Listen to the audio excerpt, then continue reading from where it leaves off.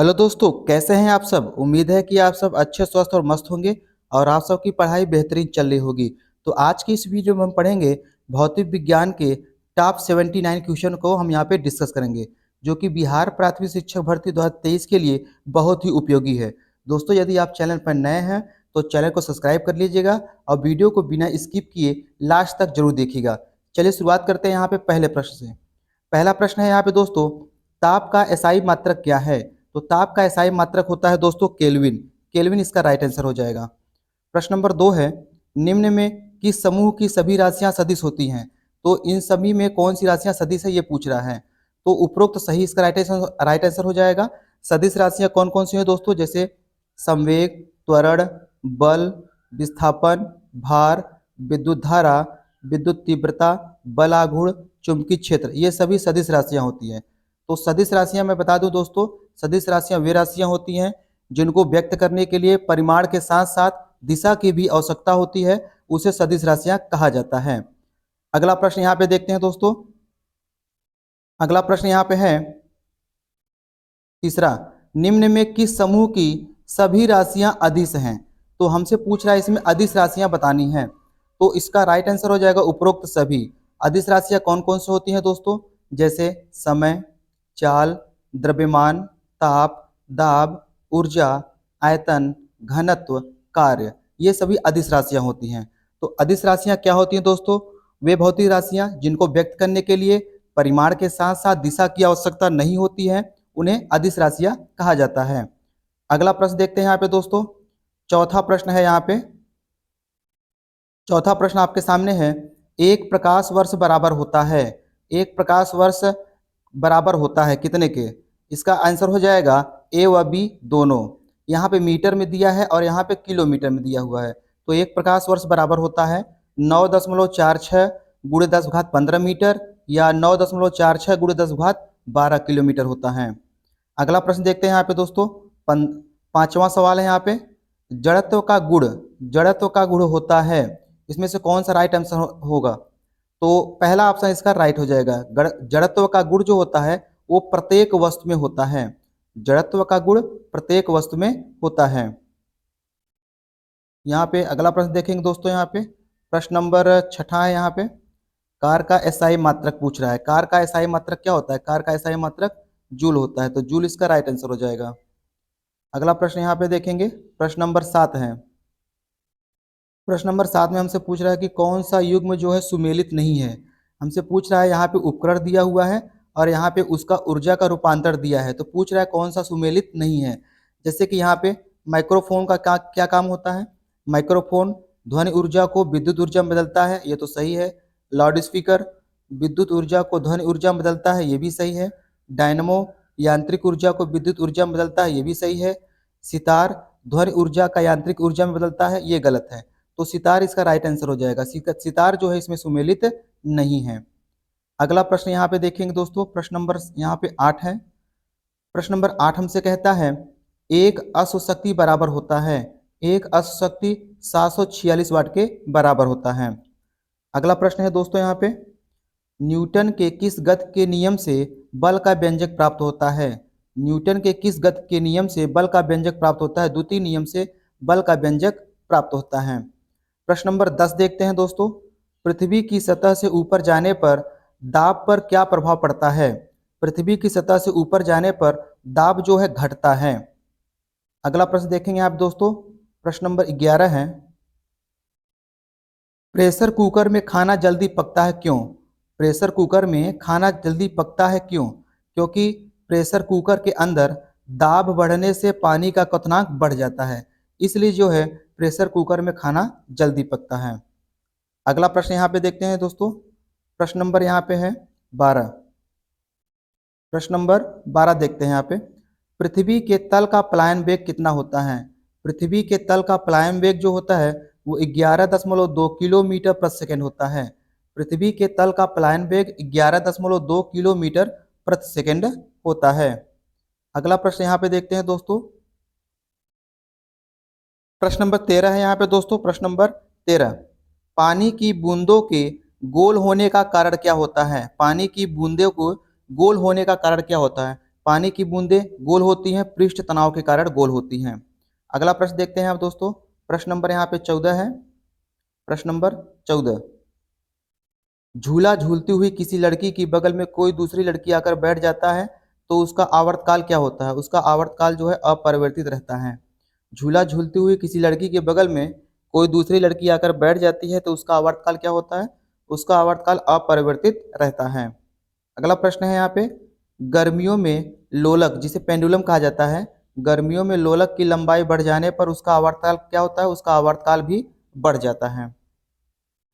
अगला यहाँ देखते हैं प्रश्न, यहाँ पे अगला नंबर है प्रश्न नंबर 16 देखते हैं यहाँ पे दोस्तों, ध्वनि तरंगे कैसी होती है? ध्वनि तरंगे अनुदैर्घ तरंगे होती हैं। ध्वनि तरंगे अनुदैर्घ तरंगे होती हैं। इसको कैसे याद करेंगे दोस्तों? बहुत कन्फ्यूजन होता है, कभी कभी बच्चे जो है अनुप्रस्थ तरंगे भी मार देते हैं, जो कि ये गलत है। आपको याद कैसे करना है, ध्वनि में देखिएगा आधा ध आ रहा है, और उसी प्रकार से आधा ध जो है अनुदैर्घ्य में भी आधा ध आता है, तो ध्वनि तरंगे अनुदैर्घ्य तरंगे होती हैं। अगला प्रश्न यहाँ पे देखेंगे दोस्तों, अनुप्रस्थ तरंगे किस माध्यम में उत्पन्न की जा सकती हैं? अनुप्रस्थ तरंगे किस माध्यम में उत्पन्न की जा सकती हैं? केवल ठोस में, सिर्फ ठोस में अनुप्रस्थ तरंगे उत्पन्न की जा सकती हैं।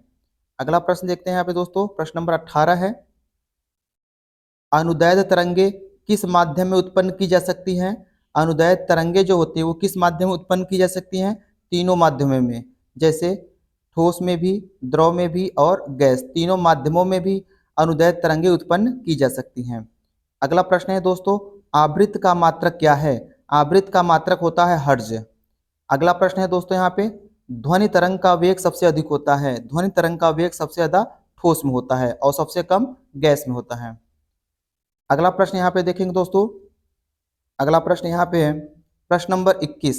प्रश्न नंबर 21 देखते हैं, पराश्रव तरंगे वे तरंगे होती हैं जिनकी आवृत्ति परिसर, पराश्रव तरंगे वे तरंगे होती हैं जिनकी आवृत्ति परिसर कितनी होती है? इसका राइट आंसर हो जाएगा दोस्तों 20,000 हर्ट्ज से अधिक होती है। पराश्रव तरंगों की जो आवृत्ति परिसर होती है वो 20,000 हर्ट्ज से अधिक होती है। अगला प्रश्न है, शुष्क वायु में ध्वनि की चाल कितनी होती है? तो शुष्क वायु में ध्वनि की चाल 332 मीटर पर सेकेंड होती है। अगला प्रश्न देखते हैं आप दोस्तों, प्रश्न नंबर यहाँ पे 23 है, स्त्रियों की ध्वनि पतली होती है क्यों? स्त्रियों की ध्वनि पतली होती है क्यों? क्योंकि स्त्रियों की ध्वनि का तारत्व जो होता है वो अधिक होता है, इसलिए स्त्रियों की ध्वनि पतली होती है। अगला प्रश्न देखते हैं यहाँ पे दोस्तों, प्रश्न नंबर 24 है, स्पष्ट प्रतिध्वनि सुनने के लिए, स्पष्ट प्रतिध्वनि सुनने के लिए श्रोता एवं परावर्तक के बीच की दूरी कितनी होनी चाहिए? न्यूनतम दूरी जो है दोस्तों 17 मीटर होनी चाहिए। अगला प्रश्न है, निम्न में से किस विद्युत चुम्बकीय तरंग की वेधन क्षमता सबसे ज्यादा होती है? तो वेधन क्षमता सबसे ज्यादा गामा किरण की होती है। अगला प्रश्न देखेंगे आप दोस्तों, अगला प्रश्न है प्रश्न नंबर 26। प्रश्न नंबर 26 हमारे पास क्या कह रहा है? प्रश्न नंबर 26 हमारे पास यहाँ पे कह रहा है दोस्तों, माफी चाहेंगे दोस्तों,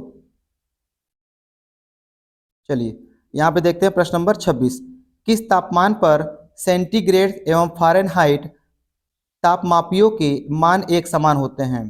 किस तापमान पर सेंटीग्रेड और फ़ारेनहाइट के माप जो है वो समान होते हैं? -40 डिग्री सेल्सियस पर, -40 डिग्री सेल्सियस पर सेंटीग्रेड और फ़ारेनहाइट के तापमापी जो है समान होते हैं। अगला प्रश्न है यहाँ पे दोस्तों, एसआई उष्मा का एसआई मात्रक क्या होता है?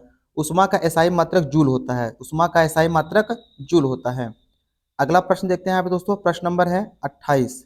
प्रश्न नंबर 28, मानव शरीर का तापमान कितना होता है? मानव शरीर का तापमान 37 डिग्री सेल्सियस होता है। अगर यही आपको फ़ारेनहाइट में पूछेगा तो 98.6 डिग्री फ़ारेनहाइट होता है। अगला प्रश्न देखते हैं यहाँ पे दोस्तों, किस ताप पर पानी का आयतन न्यूनतम होता है एवं घनत्व अधिकतम होता है? तो पानी का आयतन न्यूनतम होता है 4 डिग्री सेल्सियस पर और पानी का घनत्व अधिकतम होता है 4 डिग्री सेल्सियस पर। प्रश्न नंबर यहाँ पे अब हम 30 देखेंगे। प्रश्न नंबर 30 है यहाँ पे दोस्तों, निम्न में से किस पदार्थ की विशिष्ट ऊष्मा सबसे अधिक होती है? निम्न में से किस पदार्थ की विशिष्ट ऊष्मा सबसे ज्यादा होती है? पानी की विशिष्ट ऊष्मा सबसे ज्यादा होती है। अगला प्रश्न है यहाँ पे दोस्तों, न्यूनतम संभव ताप है, न्यूनतम संभव ताप है -273 डिग्री सेल्सियस, इसका राइट आंसर हो जाएगा। अगला प्रश्न यहाँ पे देखेंगे, ठोस में ऊष्मा का संचरण मुख्यतः किस विधि से होता है? ठोस में ऊष्मा का संचरण चालन विधि से होता है, चालन विधि इसका राइट आंसर हो जाएगा। अगला प्रश्न देखते हैं दोस्तों, प्रश्न नंबर यहाँ पे 33 है। प्रश्न नंबर 33, उबलते जल की अपेक्षा भाप से जलने पर अधिक कष्ट होता है, क्योंकि जल की अपेक्षा भाप की गुप्त ऊष्मा क्या होती है? अधिक होती है। अगला प्रश्न है यहाँ पे दोस्तों, सूर्य से पृथ्वी पर ऊष्मा का संचरण किस विधि के द्वारा होता है? सूर्य से पृथ्वी पर ऊष्मा का संचरण किस विधि के द्वारा होता है? इसका राइट आंसर हो जाएगा दोस्तों विकिरण। अगला प्रश्न यहाँ पे देखते हैं दोस्तों, प्रश्न नंबर है यहाँ पे 35। प्रश्न नंबर 35, प्रकाश है, प्रकाश कौन सी तरंगे होती हैं? प्रकाश अनुप्रस्थ तरंगे होती हैं। प्रकाश जो है अनुप्रस्थ तरंगे होती हैं, और साथ ही साथ विद्युत चुम्बकीय तरंगे भी होती हैं। अगला प्रश्न यहाँ पे देखेंगे दोस्तों, प्रश्न नंबर 36 है, किस माध्यम में प्रकाश की चाल सबसे ज़्यादा होती है? किस माध्यम में प्रकाश की चाल सबसे ज़्यादा होती है? इसका राइट आंसर हो जाएगा निर्वात। अगला प्रश्न देखें यहाँ पे दोस्तों, प्रश्न नंबर यहाँ पे 37। प्रश्न नंबर 37, निर्वात में प्रकाश की चाल कितनी होती है? निर्वात में प्रकाश की चाल 3 गुणित 10⁸ मीटर प्रति सेकंड होती है। जैसा कि यहाँ पे दिया हुआ है 3 लाख किलोमीटर प्रति सेकंड, 3 लाख किलोमीटर प्रति सेकंड इसका राइट आंसर हो जाएगा। और अगर सांकेतिक मान में देगा तो इस तरह से देगा 3 गुणित 10⁸ मीटर प्रति सेकंड। अगला प्रश्न है दोस्तों, किस रंग के प्रकाश का प्रकीर्णन सबसे अधिक होता है? किस रंग के प्रकाश का प्रकीर्णन सबसे अधिक होता है? बैगनी रंग का। अगला प्रश्न देखते हैं यहाँ पे दोस्तों, प्रश्न नंबर 39। प्रश्न नंबर 39 यहाँ पे है, किस रंग के प्रकाश का अपवर्तनांक सबसे अधिक होता है? किस रंग के प्रकाश का अपवर्तनांक सबसे अधिक होता है? बैगनी रंग के। बैगनी रंग का अपवर्तनांक जो होता है वो सबसे ज्यादा होता है। प्रश्न नंबर 40 देखते हैं यहाँ पे, आकाश का रंग नीला क्यों दिखाई देता है? आकाश का रंग नीला क्यों दिखाई देता है? प्रकाश के प्रकीर्णन के कारण आकाश का रंग नीला दिखाई देता है। अगला प्रश्न देखते हैं यहाँ पे दोस्तों, प्रश्न नंबर यहाँ पे 41 है। प्रश्न नंबर 41 देखते हैं, पूर्ण आंतरिक परावर्तन का उदाहरण कौन है?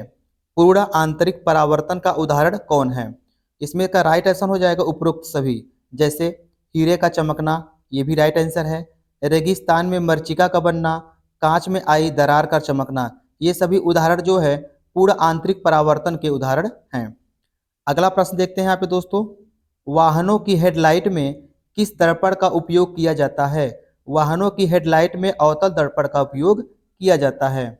अगला प्रश्न देखते हैं दोस्तों, प्रश्न नंबर यहाँ पे 43 है, वाहनों में पीछे का दृश्य देखने के लिए चालक की सीट के बगल किस दर्पण का उपयोग किया जाता है? उत्तल दर्पण का प्रयोग किया जाता है। प्रश्न नंबर अगला देखते हैं दोस्तों, आकाश में तारे टिमटिमाते हुए क्यों दिखाई पड़ते हैं? आकाश में तारे टिमटिमाते हुए क्यों दिखाई पड़ते हैं? प्रकाश के अपवर्तन के कारण। प्रकाश के अपवर्तन के कारण आकाश में तारे टिमटिमाते हुए दिखाई पड़ते हैं। अगला प्रश्न देखते हैं दोस्तों, प्रश्न नंबर 45 है यहाँ पे, सूर्य से प्राप्त रंगों में किस रंग का विक्षेपण सबसे ज्यादा होता है? किस रंग का विक्षेपण सबसे ज्यादा होता है? बैगनी रंग का विक्षेपण सबसे ज्यादा होता है। अगला प्रश्न है यहाँ पे दोस्तों, प्राथमिक रंग किसे कहा जाता है? प्राथमिक रंग किसे कहा जाता है? आरजीबी को। आरजीबी को प्राथमिक रंग कहा जाता है। आर से हो जाएगा दोस्तों रेड, आर से हो जाएगा रेड, जी से हो जाएगा आपका ग्रीन, और बी से हो जाएगा ब्लू। तो इसका राइट आंसर हो जाएगा इन तीनों को प्राथमिक रंग कहा जाता है। अगला प्रश्न देखेंगे दोस्तों, यहाँ पे प्रश्न नंबर है हमारे पास, दोस्तों यदि आप चैनल पर नए हैं तो चैनल को सब्सक्राइब करते चलिए, क्योंकि हम ऐसे ही बार बार कंटेंट आपके सामने लेते आएंगे, इंपॉर्टेंट सभी कंटेंट लेके आएंगे। तो चलिए अगला प्रश्न देखते हैं।